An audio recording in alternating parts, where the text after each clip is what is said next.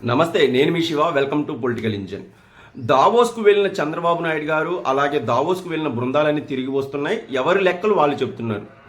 మా రాష్ట్రానికి ఇన్ని పెట్టుబడులు వచ్చినాయి, ఇన్ని లక్షల కోట్లు పెట్టుబడులు వచ్చినాయి, అంటే మా రాష్ట్రానికి ఇన్ని కోట్లు పెట్టుబడులు వచ్చినాయి అని అయితే రకరకాల లెక్కలు చెబుతున్నారు. ఫస్ట్ ప్రాథమికంగా తెలుసుకోవాల్సింది ఏంటి, ప్రజలు కానీ లేకపోతే పత్రికలు చదువుతున్న పాఠకులు కానీ ఇతరత్ర వ్యక్తులు కానీ చదువుకోవాల్సింది ఏంటంటే తెలుసుకోవాలి. ఫస్ట్ దావోస్ అంటే ఏంటి, అసలు అక్కడ ఏం జరుగుతుందనేది తెలుసుకోవాలి. ఫస్ట్ దావోస్ గురించి పూర్తిగా చెప్పే ముందు అసలు మన తెలుగు పత్రికలు ఏం చేశాయి, ఏం రాశాయి అనేది అయితే మనం క్లుప్తంగా తెలుసుకుందాం. ఈనాడు ఇది చూడండి. ఈనాడులో అంటే మన ఆర్థికంగా మన ఏపీ యొక్క శక్తిని కానీ మన యొక్క ఏపీ యొక్క బలాన్ని కానీ దావోస్లో చంద్రబాబు నాయుడు గారు ప్రజెంట్ చేయడంలో సఫలమయ్యారు అనే యాంగిల్లో అయితే ఈ వార్త వచ్చింది.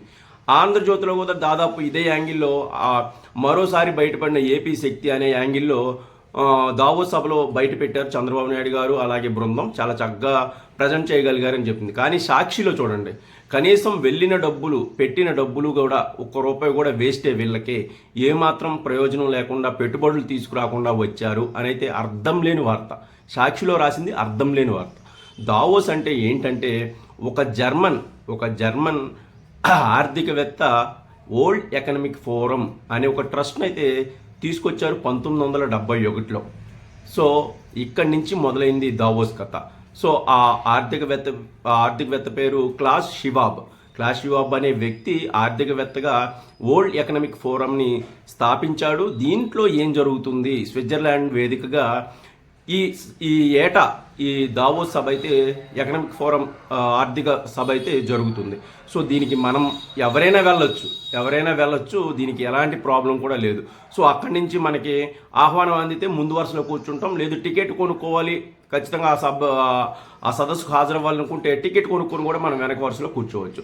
సో ఇది ఎలాంటిదంటే బాలోత్సవం జరుగుతుంది, గుర్తుందా? ప్రతి సంవత్సరం కూడా బాలోత్సవం జరుగుతుంది, లేదా పుస్తకాలకు సంబంధించిన ఎగ్జిబిషన్ జరుగుతుంది. సో అలాంటివి జరుగుతుంటాయి. సో సేమ్ అలాంటిదే వరల్డ్ ఎకనామిక్ ఫోరం ఆధ్వర్యంలో జరిగే ఒక సదస్సు, ఇయర్లీ సదస్సు అనమాట. ఈ దావోస్లో జరుగుతుంది, స్విట్జర్లాండ్లో దావోస్ అనే పట్టణంలో ఇది జరుగుతుంది. సో దీనికి పెట్టుబడులు పెట్టడానికి లేకపోతే ఎంఓఎల్ చేసుకోవడానికి, పెట్టుబడులు వరదలా పారడానికి ఏమాత్రం సంబంధం లేదు.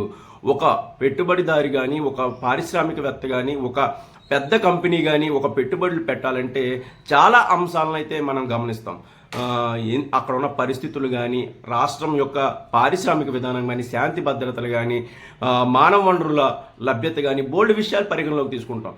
ఇటీవల ఒక నియోజకవర్గంలో ఒక బ్రాందీ షాపును, మద్యం విధానంలో కొత్త మద్యం విధానం వచ్చిన తర్వాత ఒక బ్రాందీ షాపును ఒక సెంటర్లో పెట్టడానికి, అక్కడ కౌంటర్ ఎక్కువ ఉంటుంది అనే కోణంలో అక్కడ పెట్టడానికి చాలామంది ప్రయత్నాలు చేస్తే ఒక ఎమ్మెల్యే గారు ఆ సెంటర్లో పెట్టుకోవడానికి ఎవరైతే అర్హులో దానికి వేలంపాట నిర్వహించారట. అంటే ఒక మద్యం షాప్ విషయంలోనే అక్కడ కౌంటర్ ఎక్కువగా ఉంటుంది, అక్కడ చాలా ఎక్కువ అమ్మకాలు జరుగుతాయని మనం సాధారణ ప్రజలు గ్రహించే పరిస్థితిలో ₹1,000 కోట్ల పెట్టుబడి పెట్టే ఒక పారిశ్రామికవేత్త కానీ, ఒక సంస్థ కానీ ఎన్ని అంశాలు చూస్తుంది.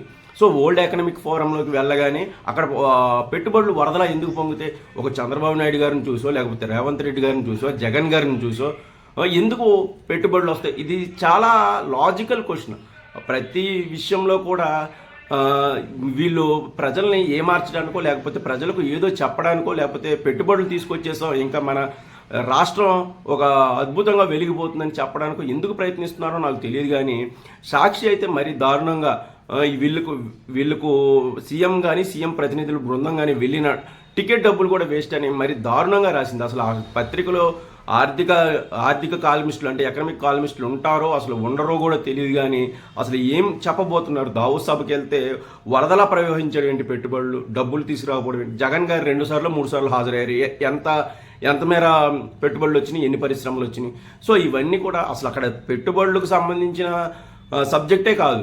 అసలు జియో ఎకనామిక్ పాలిటిక్స్ ఏంటి, ప్రపంచవ్యాప్తంగా జరుగుతున్న ఆర్థిక అసమానతలు కానీ, ఆర్థికంగా భవిష్యత్తులో ఎలా ముందుకు వెళ్ళొచ్చు కానీ, పారిశ్రామిక విధానాలు, కొత్త పారిశ్రామిక విధానాలు కానీ, ఒక దేశంలోని అంతర్గత విధానాలు, పారిశ్రామికంగా కానీ లేకపోతే ఫైనాన్షియల్గా కానీ ఎంత అంతర్గతంగా ఎలాంటి ఆర్థిక విధానాలు అవలంబిస్తున్నాం అనేది కానీ అక్కడ చర్చ ఉంటుంది. ఓన్లీ చర్చ, డిబేట్ జరుగుతుంది అక్కడ. ఓన్లీ డిబేట్ కానీ మన ప్రజెంటేషన్ కానీ జరుగుతుంది. సో చంద్రబాబు నాయుడు గారితో పాటు ఇతర బృందం వెళ్ళింది, అక్కడ మనం ప్రజెంట్ చేసింది ఆంధ్రప్రదేశ్ ఇలా అద్భుతంగా ప్రగతి సాధిస్తోంది, ముందుకు వెళ్ళబోతుంది, మా పారిశ్రామిక విధానం ఇంత అద్భుతంగా ఉంటుంది, మీరు వస్తే ఒకవేళ ఎవరైనా వస్తే కనుక మా ఆంధ్రప్రదేశ్ ఇంత అద్భుతంగా మీకు సహకరిస్తుందని చెప్పడం. అంతేగాని అక్కడ ఎంఓయూల మీద సంతకాలు పెట్టేసుకోరు, లేకపోతే పెట్టుబడులు డబ్బులు తీసుకొచ్చి ఆ మూటలో అక్కడ తీసుకొచ్చి మీ పదండి మీ ఆంధ్రప్రదేశ్కి మీకు ఇన్ని లక్షల కోట్లు ఇవ్వబోతున్నాం, లేకపోతే ఇన్ని లక్షల కోట్లు పెట్టుబడి పెట్టబోతున్నాం అని మన వెంట ఎవరు రారు. సో మనం తెలుసుకోవాల్సింది ఏంటంటే దావోస్ అనేది ఒక ఎకనమిక్ ఫోరం, ఒక ట్రస్ట్ లాంటిది. ఆ ట్రస్టు ఆధ్వర్యంలో ప్రతి ఏటా సాగే ఎకనమిక్ ఫోరం సదస్సులో మొత్తం ఆల్ ఓవర్ అందరికీ, వరల్డ్లోని అందరికీ, ప్రసిద్ధమైన వాళ్ళకి లేకపోతే కొన్ని కీలకమైన కంపెనీ ప్రతినిధులకి వాళ్ళు ఇన్విటేషన్లు పంపిస్తారు. సో ఇక్కడికి వచ్చి చర్చించండి, ప్రపంచంలో జరుగుతున్న మార్పుల మీద కానీ, ఆర్థిక విధానాల మీద కానీ, పారిశ్రామిక విధానాల మీద కానీ ఇక్కడ చర్చిద్దాం రండి అని అయితే ఒక ఇన్విటేషన్ పంపిస్తారు. సో ఆ ఇన్విటేషన్ అందుకున్న వాళ్ళు అక్కడ ప్రజెంట్ చేస్తారు. ఒకవేళ మన ఇన్విటేషన్ అందకపోయినా మన సామాన్య ప్రజలమైతే ఆ సదస్సును చూడడానికి టికెట్ పెట్టి కూడా మనం వెళ్ళొచ్చు అనమాట. సో ఇది అక్కడ అదేమి పెట్టుబడుల సదస్సు అంటే అక్కడ పెట్టుబడులు వరదల పారం అనేది మనం ముందు గ్రహించాలి. ఈ పత్రికలు కానీ, ఈ నాయకులు కానీ, ఏ నాయకుడు చెప్పినా నాకు అనవసరంగానే కనీసం అవగాహన తెచ్చుకుని అయితే మనం దీని మీద అయితే ఖచ్చితంగా ఒక చైతన్యం తెచ్చుకోవాల్సిన అవసరం ఉంది. ఏదైనా చెప్పే ముందు కానీ, ఏదైనా చేసే ముందు కానీ, ఏదైనా మాట్లాడే ముందు కానీ నాయకులు కూడా కనీసం అవగాహన ప్రజల్లో కల్పించి మాట్లాడితే బాగుంటుంది అని అయితే ఒక జర్నలిస్ట్గా నా అభిప్రాయం. ఇక పత్రికలు, మన తెలుగు పత్రికలు ఎంత దారుణంగా రాస్తాయి ఏంటి, అసలు తెలుసుకుంటూనే రాస్తారా, తెలుసుకోకుండా రాస్తారా అనేది కూడా నాకు ఇప్పటికీ అర్థం కాని వ్యవహారం. సో ఈ విషయంలో మీ సలహాలు సూచనలు ఏమైనా ఉంటే కామెంట్ చేయండి. ఖచ్చితంగా వీడియో కనుక మీకు నచ్చితే ఖచ్చితంగా దీని మీద ఒక లైక్ చేసి నన్ను ప్రోత్సహించండి. Thank you.